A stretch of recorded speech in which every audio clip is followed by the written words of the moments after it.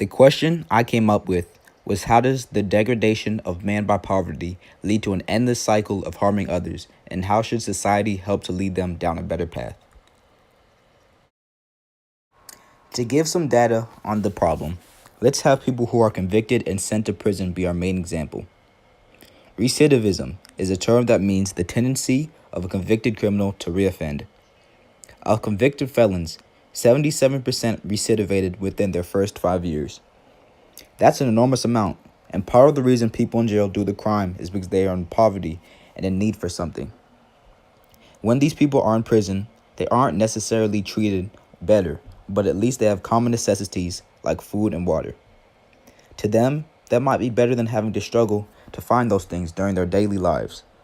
It's crazy to think that life behind bars is easier than having freedom, but it's true for some people. The prison system just puts them into more of a slump than they were already in. After they are freed from prison, they have no option but to go back to making fast money, which is usually from illegal ways and or harming others, and they will end up right back in prison. Now, a solution. Since citizens' tax money is already used to fund prisons, the less people there are in prisons, the less prisons need to be open, meaning there is less harm these people in need are doing, and they're more productive citizens in America. In order to make this theory work, during the last tenure of the inmates staying in prison, we could transfer them to another building and get them to do paid work and stack up money so that after prison, they can be back up on their feet.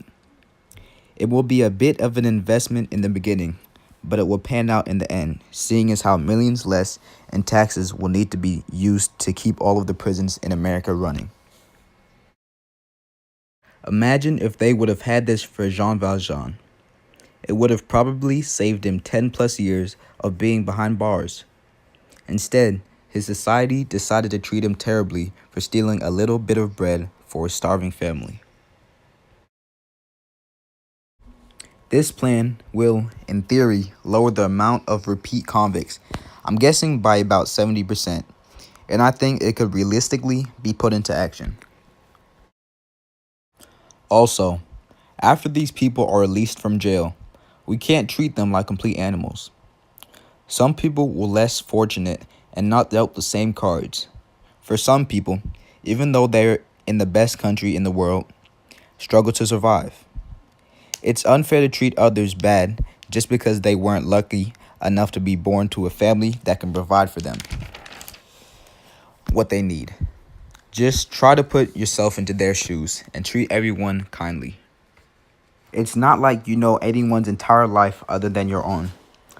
To me, this is as big a part of the solution as transferring them to a facility to make some money. Why deny someone a job just because they committed a petty crime? You should just take it at face value. If they can do the job correctly, then why not just hire them? They'll be helping you just as much as you will be helping them.